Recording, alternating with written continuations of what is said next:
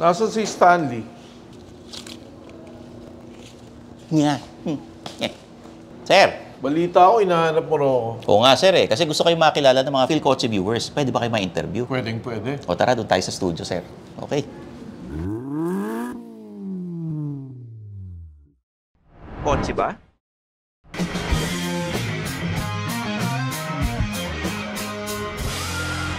PhilCoche na. May bago tayong segment dito sa PhilCoche wherein we'll be interviewing very important people para mas makilala nyo sila. Paano natin gagawin to? Meron tayong 30 questions para sasagutin nila ito ng walang script mula sa puso. And for our very first guest, inimbitahan natin ang Chief ng Task Force for Special Operations ng MMDA. Walang iba kundi si Colonel Bong Nebrija. Sir, kumusta kayo? Mabuti naman, Stan. Ayun. Thank you for having me. Ready na ba kayo, sir? Sa Ready. 30 questions natin. Unang tanong, ano yung dream job ninyo nung bata kayo, tsaka bakit?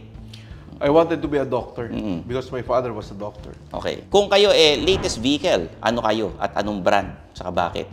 I would rather be a Nissan Patrol. Tough tignan, but elegant inside. What's one thing you would change with cars today? Navigation system. Laki tiwala sa Waze. Wala eh. Medyo no? Minsan nagkakamali. Yeah. Okay. Sir, anong gusto nyong ma-improve dun sa navigation ng mga sasakyan? I think once the voice prompt, makakaselect ka ng magandang boses na magdidirect sa'yo. Or hindi naman yung masyadong sexy, yung tama lang. Tama lang. Medyo stricto. Yes. Mag-request nga tayo sa Waze ng Bong Nebrija na boses. Pwede ba yon? Baka ma-intimidate yung mga driver, hindi makapunta sa pupuntahan. Pwede bang sample, sir, yung turn left to the ganitong street? Kaya nyo ba yun, sir? Turn right to Julio Vargas. Tipong intimidating. Oo. Parang susunod ka talaga no? Oo. Parang bawal ka magkamali. Oo.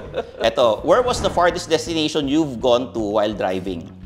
While driving, maybe not here in the Philippines, but abroad. This is almost a 15-hour drive from San Francisco to Seattle. Anong sasakyan dinadrive nyo nun? Honda Pilot.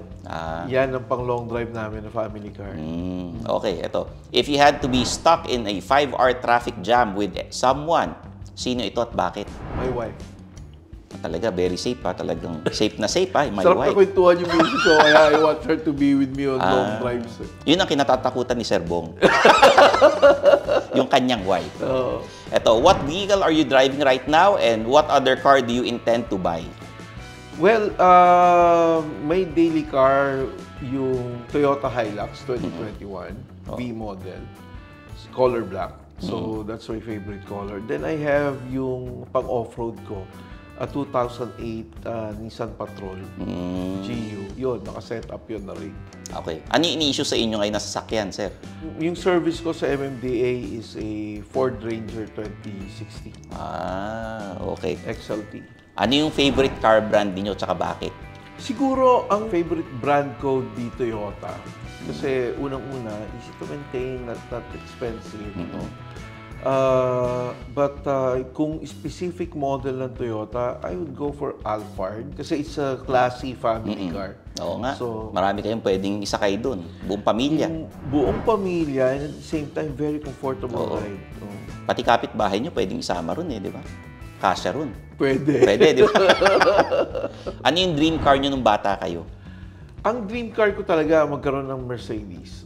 Yung sabi ko, paglaki ko, bibili ako. Parang for me then, parang it's a symbol of success. Pag naka-Mercedes ka noon, na okay ka, gano'n. Okay. Pero nagbabago talaga priorities natin as you age. So hanggang ngayon, Chedeng pa rin ang gusto nyo? Chedeng pa rin, pero nung I married my wife, iba rin yung gusto niya. Ano yung gusto niya, sir? BMW. So malamang yun na rin ang gusto nyo ngayon. Baka yun. Para mas maganda buhay mo, sumunod sa misis. No? Oo. Happy wife, happy life. Di ba? Happy spouse, happy house. Yan. Di ba? Or would you rather own an old model ng sasakyan or a brand new na supercar? I think I'll go for the classics, no? Kasi ang supercar, hindi ko talaga yan eh. I never dream of having a supercar kasi situation na sa Pilipinas, iba eh. Kasi actually, I have in my garage a 124 Mercedes na wagon type. Okay. Ayun naman, 1986 yun. Hard to maintain pero ang sarap i-ride eh. Ito yung mga may adjustable na suspension. Na kahit lagyan mo siya ng mabigat, nagle-level off to. So, ang sarap dalhin. Okay. What do you think is the main problem of Philippine roads? The lack of field. Really, the lack of field. So, we have so many cars but we lack the road networks. No? So, that's why yung build projects natin is very timely kasi talagang dumadami yung sakyan eh. The connection of it brings us closer together. Eh, no? And then yung mga expressway na ginagawa nila to connect the east and west side ng Luzon and then further south. Ano? And this will connect us eventually faster and closer together. Okay. Ano po ang pet peeve ninyo when you're driving on the road? Slow drivers. Cannot maintain the speed limit, no? Lalong-lalo na kung nasa expressway ka na 100 kilometers per hour, tapos nandun sila nag-hug ng overtaking lane, and yet they cannot even maintain the maximum speed limit ng highway. Okay. Gaano kadalas kayo maglinis ng sasakyan? Pag nakita ko madumi na, so nilinisan ko. But every time I wash the car, I do not know if it's only me or it happens to everyone. Umuulan. So, ewan ko ba, yun yata yung karma mo pag naglilinis ka sa sasakyan. Uulanin ka after that. Okay. What's the most memorable experience you had behind the wheel? Maybe yung yung driving tired and exhausted. There was one time kasi an incident happened to me. Well, together with my friend, So, we were coming from Zambales. We were tired from doing this turn-in the night before, and we still traveled back to Manila. So every time that we will come home from Zambales to Manila, dala-dala niya yung desktop niya. So ang setup namin, ako magdadrive, yung desktop niya nasa kanan. Ang naka-shotgun sa akin yung kanan. And then nasa likod siya. So we will be shifting. Ang pinakamaganda nito, I was able to drive, even tired and exhausted. From Zambales, I was able to get to San Fernando. Doon kami nagpalit. So ako naman ang matutulog, siya naman magdadrive. So that's expressway. Eh, nagising na lang ako na umaalog yung kotse. Ngayon pala, nasa grassy portion na kami ng expressway. Well, we survived that almost, crashed that we were supposed to. Good thing may mga rumbling strips yung yung expressway namin. He was able to wake up that time, in time. Yun ang pinaka hindi nyo makakalimutan. Yes, because that's almost a near-death experience for us. Parang buwis buhay ang pagmamaneho nyo nun eh. No? And I was not driving. Sir, what can you say about the new technology sa mga sasakyan ngayon? Well, it makes driving easier compared before, Unang-una, yung navigation system, May mga 360 cameras ka na. I mean, backing up, it makes it easier, di ba? All of these technologies, I mean, will make it easier for you to do, for example, parallel parking. Parallel parking has always been a challenge to most new drivers. Ngayon, kahit new drivers ka, pindutin mo lang, the car will park parallel for you. Eto, ano yung favorite go-to destination nyo pag long drives? Baguio. Bakit dun? It's always been Baguio for me and my family. Even on short weekend trips, overnight. May bahay sila misis doon, so it makes it more convenient for us to go there dahil may matitirahan kami. And the kids love the weather. What was the one car model that got you into the world of cars? One car model, alam talaga hindi ako yung very particular na sa model ng car, Pero one car that I love is yung itong unang-una yung Honda Pilot. Kaso napakamahal din sa Pilipinas noon Pero sa US, yun talaga, I mean, nag-upgrade ako ng Honda Pilot ko from one base model to increasing sa pinakamagandang model nila na latest. I like the handling, the handling of the Honda Pilot and yung spaciousness niya. But then sabi ko nga sa'yo, as you grow old, iba rin yung priority mo eh. Malalaki na yung mga bata, you do not need a family car anymore. No? So, you're ditching the SUVs to pickup trucks. So, ngayon, naka-pick up na lang ako. Oh, okay. Any advice for those aspiring to get into the automotive industry? Well, unang-una, get the car that you feel comfortable with. It doesn't need to be expensive. It doesn't need to be classy. Ang pinakamaganda niyan is where it will take you from point A to point B, where you are comfortable. I mean, budget-wise, for example, di ba? Kasi ang mahal na ng gasolina ngayon. You need to plan also for these trips based on the available budget that you have. That will suit your style. No? Kasi marami sa atin na gusto ng mamahaling sasakyan, pero hindi naman nila carry. No? Hindi naman nila style. It doesn't fit them. Mas maganda na yung rugged ka magdamit, rugged yung kotse mo. I mean, it fits your character. Even in motorcycles naman. Diba? You get the one that will fit your character. Ayan. Okay. Apart from work, anong pinagkakabisihan ni Mr. Bong Nebrija? Riding. Riding, ba? Recently, I got into riding again. This is parang a hobby that has been put on hold. Kasi I started riding when I was a young lieutenant. Pero nung nag-asawa tayo, riding has always been put on hold dahil iba yung priorities mo, lumalaki yung mga bata, may papag-aralin ka pa, and then you always take into consideration your own safety. Kasi syempre ang riding medyo risky yan compared to driving. Hindi naman kayo binabawalan ni Mrs. na magmotor? Before, bawal. Bawal. Bawal. Lalo na lumalaki yung mga bata. Kasi ang lagi sinasabi ni Mrs., if you remember, I was in the Navy, sundalo tayo, I get deployed. Parang that in itself is risky enough. Tama na yung risk na tinitake mo na, sundalo ka na, you're away from your family. And then nagpiloto pa ako. So every time that you will fly, syempre hindi naman ganun ka-sophisticated yung mga aeroplano natin. Parang tuwing lilipad ka, yung kalahating katawan mo nasa hukay na. So there's so many risks before in my own job. And then I do not want to add up with my hobby or passion. Ito, sa motor at sa kotse, ano gusto nyo, automatic o manual? Manual is it. Talagang manual talaga. Kung marunong ka ng manual, parang you can handle everything, any car or automatic man yun or whatnot. Okay. Favorite car movie, tsaka bakit?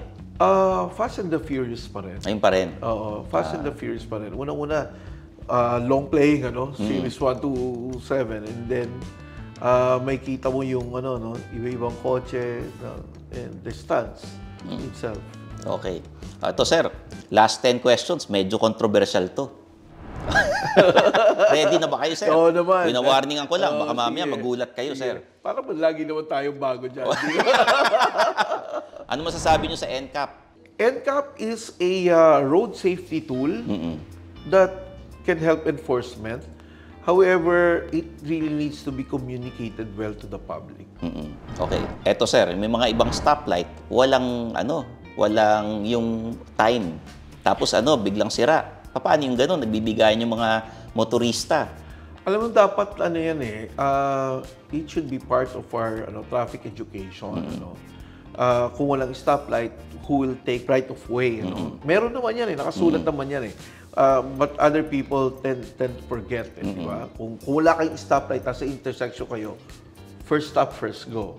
Di ba? And then, yung sa timer is also a tool, a road safety tool na para magkakaroon ka ng anticipation, ma-anticipate mo. But technologies evolve. Right now, we have the adaptive system. So yung adaptive system, it's already being used in other countries. Maganda yun kasi, for example, gabi, sa umaga iba ang traffic volume. Sa gabi iba rin. Sa weekday iba ang traffic volume. Sa weekend iba rin. So we cannot just fix the timer all at the same time and all of the same day. Nag-iiba, dynamic ang traffic volume natin So yun ang hindi naiintindihan natin mga kababayan, that the adaptive system will adjust to the volume at the current time. hindi naintindihan. But then again, hindi rin naman natin pwedeng i-couple yan with the timer. Well, eventually siguro in the future makakakuha tayo ng timing na tama, ano. Kasi ang timer fix, ang adaptive system dynamic, depende sa traffic, ano. So, pwede naman siguro nating i-couple yan, but not with the system that we have right now. So, it will take a lot of adjustments for the motorists to have this kind of adaptive system. Sir, yung mga ibang motorista, syempre, pag naka-green, in-expect nila, anytime magre-red yan. Pero may ano tayo, may yellow. Yes, actually, tama yun, Stanley. No? Ang hindi maintindihan ng ating mga kababayan, nasanay siguro tayo sa timer that we forgot that before the red, there's the amber. No? Yellow muna bago mag-red. That in itself, gano'n naman tayo dati, gano'n naman nakasanayan natin. Pero I understand na it gives us more, we can anticipate the stop with the timer. Mas maganda nga yun. Wala akong problema doon. However, with this adaptive system, yung yellow to red, depende sa length ng intersection, kung gaano ka katagal makakatawid. We have adjusted that already. Ang standard, 3 seconds. Yellow to red, that's 3 seconds. Ngayon, kanina lang pinag-usapan namin, adjusting it to 4. Kung kaya ng 5, why not?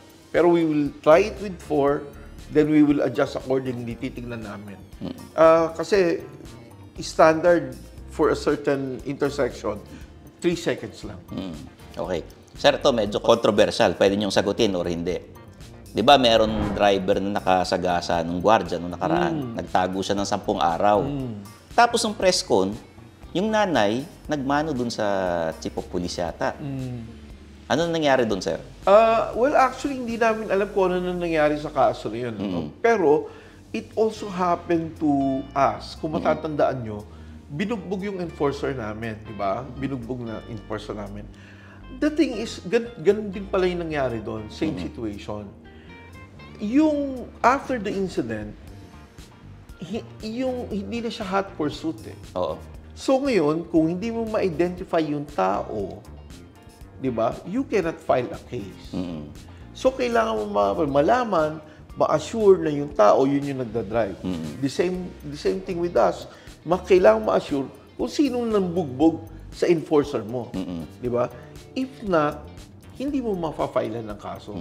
And that's what happened to the driver in Mandaluyong. Yes, nakuha natin yung plate number. But we are not assured if the owner was the one driving at the time. Okay. So you cannot file a case. So yun ang naging problema nun. Not until the time, di ba, tatandaan natin, hindi nakapasok sa village, hindi pinapayagan. Yes. Then again, you can file an obstruction of justice to the guards who are preventing you to investigate. But then again, yun nga, sumuko na lang. I do not know about the mano, kung magkamag-anak sila, or it's a regionalistic tradition, kung magkababayan sila or whatnot. But then again, ganun yung nangyari dun sa kaso na yun. Okay, sir, naglabas ng bagong app ang MMDA. Para kunyari, may nakita kayong video, dun nyo i-report. Kasi di ba, iniiwasan yung mga nagba-viral na, na mga videos. Na-check ba yan ng mga taga-MMDA na, uy, para maiwasan mag-viral ito, i-report nyo na lang sa amin. Kaya lang, there's this, baka mamaya, ipabura, huwag nyo iyan. Maiwasan ba yung gano'n? Actually, we've been very active in our social media sa MMDA. We've been actually encouraging people to send videos kung anong nakikita nilang kapalpakan na ginagawa ng enforcer. We welcome that and we investigate it. Okay. No? Kailangan kasi namin, we are mandated by civil service procedures and protocols. So ito mga investigasyon to, we need evidences, we need complainants. So yung mga sinasabi na gano'n, we will consider the one who submitted it as the complainant. We will proceed with the investigation. Kung ano naman, kung makikita mo na very evident na nangotong, tumanggap ng pera, wala na yung prima facie na yan, inaano namin, pinuproceed na namin sa dismissal proceedings yun. No? Pero again, we are covered by Civil Service Code. And with that, we need to follow their protocol as far as due process is concerned. Okay. Sir, kakatapos na nakarang eleksyon, marami nagtatanong kung tatakbo ba kayo sa susunod na eleksyon after 3 years. Actually, ilang taon na tayong kinukumbinsi na tumakbo, no? Pero hindi yata ako, I was not made to be a politician. Kasi what you see is what you get sa akin. Politician, there are a lot of compromises. But I'm not closing the doors. No? If I will be serving the public better as a politician, why not? Pero maybe it's not now. I think this is destiny. Being a politician is a destiny. You know? I do not know if my destiny is being one or being in the near future. Kung yari yung taong bayan, talagang gusto kayong tumakbo, anong posisyon ang gusto nyo? Sana executive. I think I'm better off Mas as gusto an nyo, executive. ina-appoint kayo? Well, executive could be mayor or anywhere in kasi ang legislative, it takes a lot of process to legislate, Mas magaling ako na ito gawin mo, parang execute na lang. Okay. Nasa TikTok kayo, sir? Oo nga eh. Oo. Ano bang ginagawa niyo mga videos doon? Baka pwede niyo kami pasampulan. Definitely not paro-paro Gino. Hindi, mga Wonderful Tonight, mga ganun. Wala naman. Actually, nung pandemic, nagkaroon tayo na-COVID tayo during my quarantine. Sabi ko, this may be is a good pastime. So I was trying to entertain myself while in quarantine. And na-entertain din ako, kapanood ng mga ibang TikTok. And that's how it all started. And now, parang mga content ko na rin lang ngayon, yung mga operations namin, yung mga sagutan namin with the motorist. Pag nakunan yan, kinukuha ko yung clip, na-upload ko. Ayun, yun na lang na bihira na ako nung nagli-lip-sync ngayon. Okay na ako. Di ba kayo nag-guest sa probinsyano? Hindi ba kayo kinuha ron? Pre-pandemic sana may schedule na ako pero hindi natuloy Hindi natuloy. Sabi ko, kahit lang ako, enforcer din ako dun sa probinsyano. But then again, there are yung the next 12 days, it's a YouTube movie. I guested there myself, Meron ding isang telenovela na I guested once. NBI director. One scene, short, cameo role. Okay naman. Talagang hindi na kayo nalalayo dun sa ganung roles Nakakatuwa lang kasi I never imagined I could do such thing. Pero kaya naman pala. Okay. Sir, ano ba ang characteristics ng isang pasaway na driver? Well, unang-una, cannot accept his mistake. So, lagi nagdadahilan. And alam mo naman, makikita mo naman yung tao nagdadahilan sa tao nagsasabi ng totoo. We see them both, we've seen in many apprehensions both characteristics, yung nagsasabi ng totoo at yung nagsisinungaling. Malalaman mo yung sincere at malalaman mo yung hindi. Ano itsura nung sincere? Yung sincere talagang makikita mo na parang naluluha siya na minsan ang sincere he or she will admit to it. Pasensya na sir. Talaga pong nagte-telepono ako, but I need to talk to my son. I need to talk to my daughter. It was my mistake not pulling over. Pero I felt it was an emergency and that I need to do this. So, yun. Meron naman, ganun din, emergency situation. Naka-illegal parking, lalabas yung mayari. Pasensya ka na, sir. Dadaling ko itong gamot sa tatay ko hindi ko na madadala kung itutuloy yung sakya ko. So, argue. Sabi ko, ma'am, kung kailangan ng tatay nyo yung gamot nyo, kumuha na kayo ng taxi kanina, hindi na kayo nakipag-argue sa amin.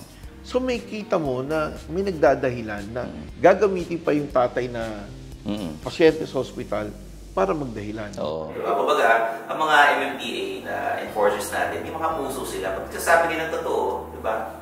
Maging honest lang, di ba? Lagi namin sinasabi, alam nyo, ang batas natin mo ng puso yan.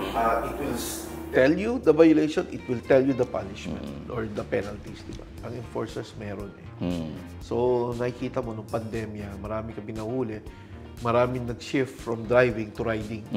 Maraming bumili ng motor. Yes. Actually, 35% ang in-increase ng motor natin from the beginning of the pandemic until now. And with that, nakabili ng motor, maraming violations, walang helmet, nakatsinelas, manghuhuli ka na nakatsinelas, anong trabaho mo? Construction worker. Magkano sweldo mo? 537. Magkano ang violation ng walang sapatos? 500. So basically, kung titikita mo siya, you have already taken his day's wage.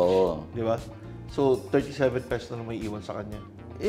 Pandemic, everybody's struggling, everybody's trying to make ends meet at that time. Maawa ka na lang.